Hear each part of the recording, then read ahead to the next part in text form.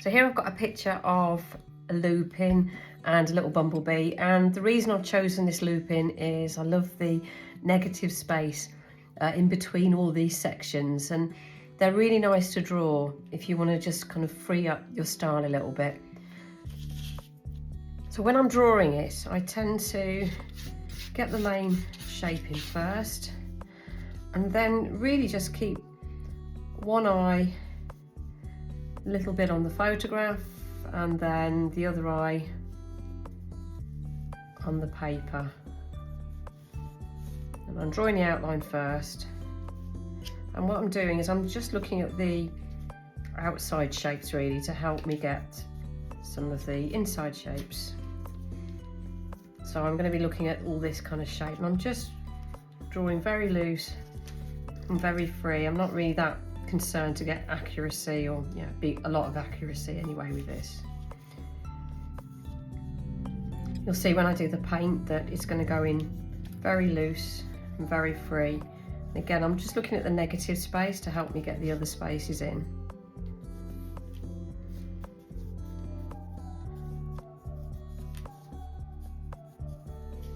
Just drawing some pockets of light, and then it's some weird little shapes going on like this. So that's roughly my lupin shape.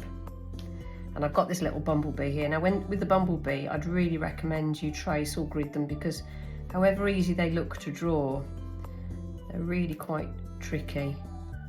Just going over a little bit.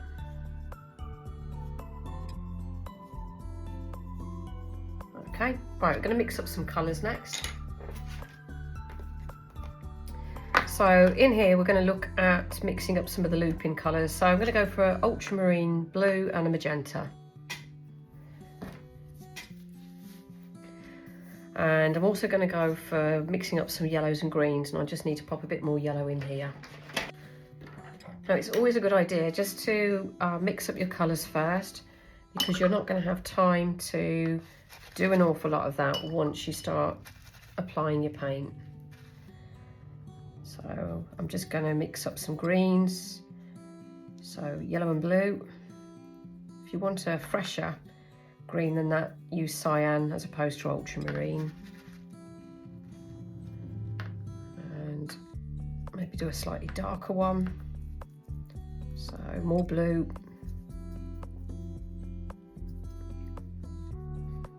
So those are some greens, and then we're just going to mix up some purpley pinks. Now I've got kind of green colours in here, so I'm just mopping them up, otherwise they're going to neutralise the colours, which we don't want to do.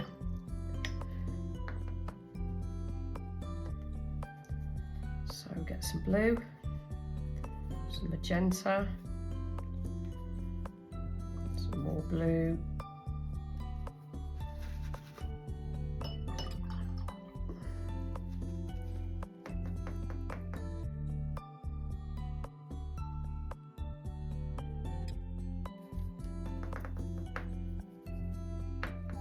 just drilling down to get some thickness here, because you don't want our paint really watery, otherwise it's going to lack any type of punch.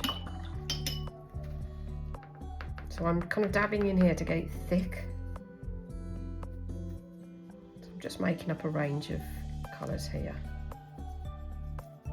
Darker there.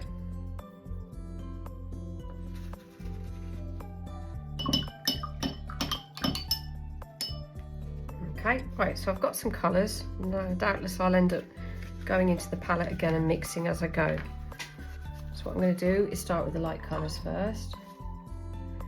So just grab some of these greens, and I'm going to use the point of my brush, and I'm just going to be dabbing. So just dabbing these colours in. Before they've had a chance to dry, I want some nice thick green just to feed into them. So again, just little dots that's just feeding into those other greens.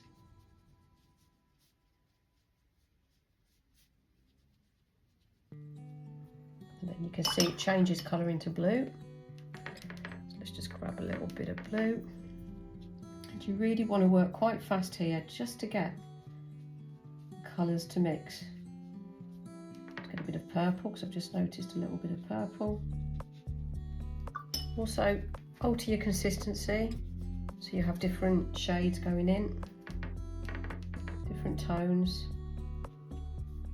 And I'm kind of doing a scoop kind of shape as I go through.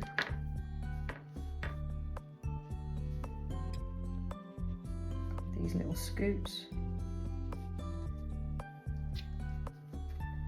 Again, a little bit of this purple, maybe a bit of ultramarine, a scoop, a bit of cyan just to change it up a little bit.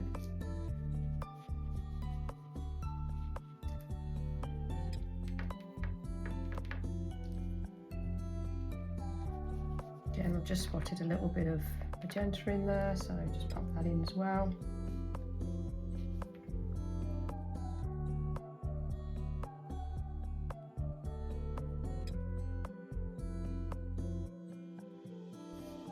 Okay, then onto the other side, and look at what's happening here, these beautiful floods of colour. And you really only get that if you're going to work fast and wet. So again, trying to leave some of those negative spaces, some of those shapes. Instead of just ultramarine, just get a little bit of cyan.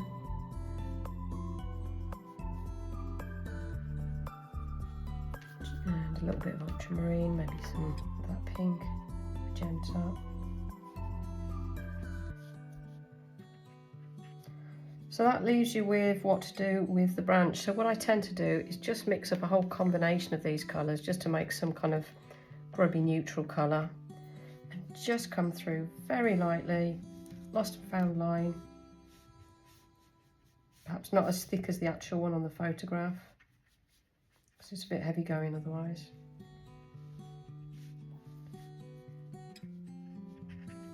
And just drop that in.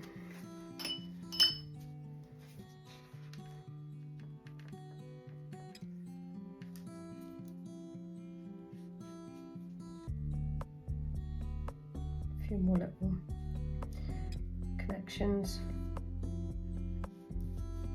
And really best just not to fuss. It's at that point you'd really just want to leave it because there's some really nice things happening over here. So what I'm going to do is put that to one side to let it do its thing, clean this palette up and get the colours ready for the bumblebee. So here I'm going to mix some warm oranges, so yellow and a little bit of pink, magenta, quite nice and thick, and then I'm going to mix a black with blue and red to make a nice rich black. Just got to activate this black because it's dry.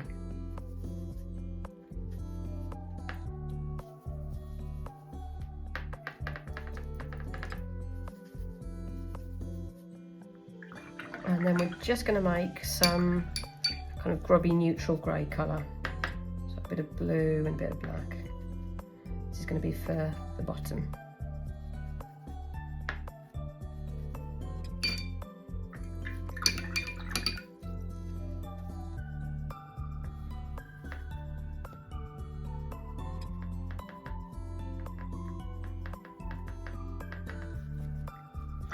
Right, ready to start our bee. So the yellows first.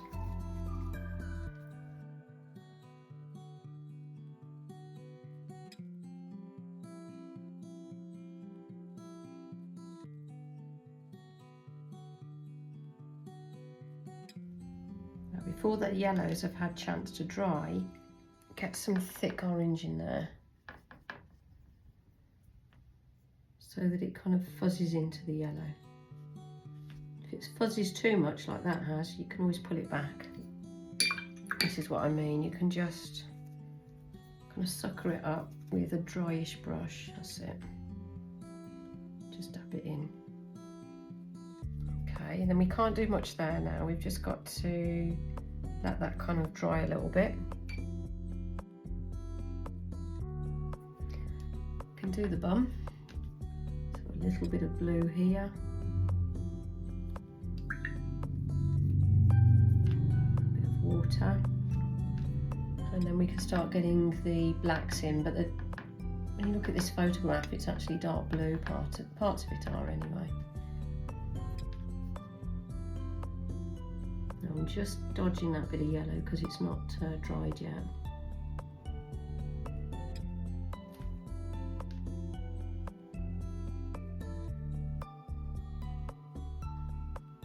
Now I'm getting some of that black, digging in to make it a bit thicker and darker.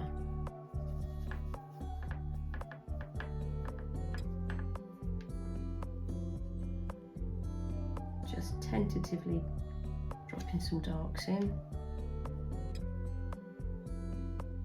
That's it. And then I think we can pop it in here. Again, I'm just avoiding that one area at the moment because it's going to bleed into it otherwise. Always darken it after and join sections up.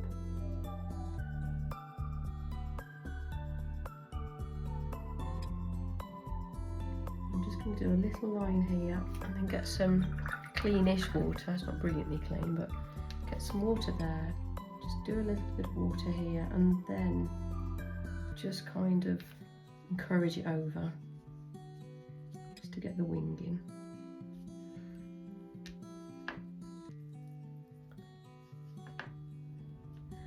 Now we're doing the front of the face. I'm using a size 12 brush. I'm just using the point.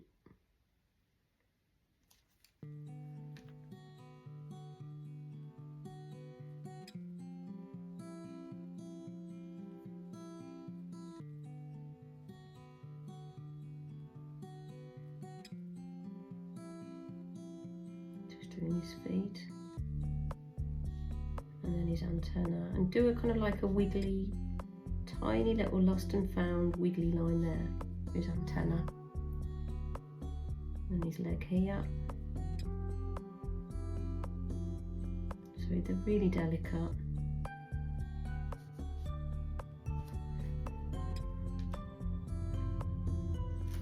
That's too heavy going that line there, so I'm just going to lift it. It's gone in too dark, too wide. So I'm just going to lift that gently. That's it. So it's not the end of the world if you mess up like that. I'm just going to get some darks on here, so I want really dark black. So I'm just going to dig into this black.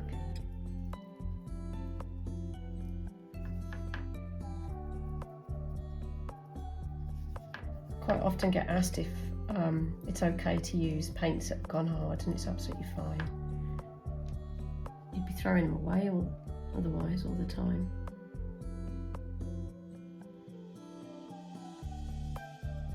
Just going to darken some of these areas a little bit.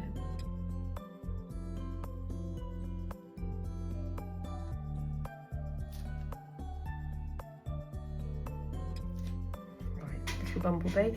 And then we're just going to add a few little splashes. So the splashes I'm going to do in the blues and the greens.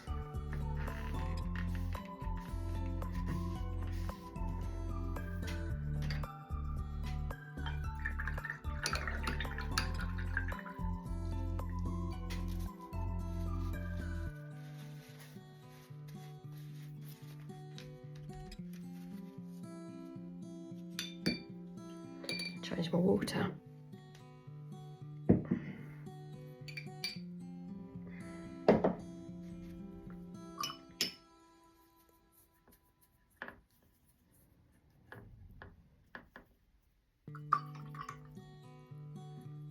just going to make up some green again.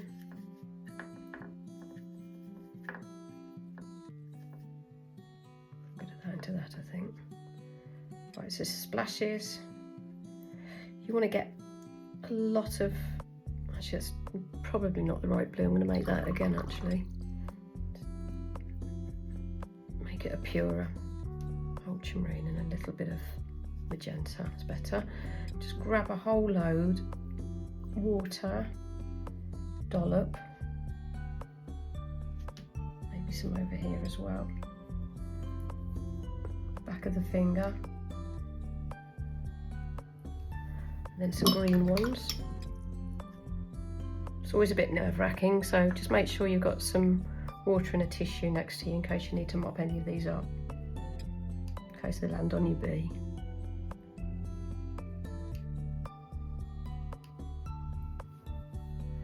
And the only thing you might want to do is just darken some of your petals. It really is up to you. Sometimes it can spoil it, if I'm honest, and you lose the immediacy. I'm not going to do that, but what I would do is when it's all dried is get rid of some of these pencil marks, but it just needs a few minutes to dry. I hope you've enjoyed this very quick tutorial and that you get to paint a few bumblebees for the remainder of this summer.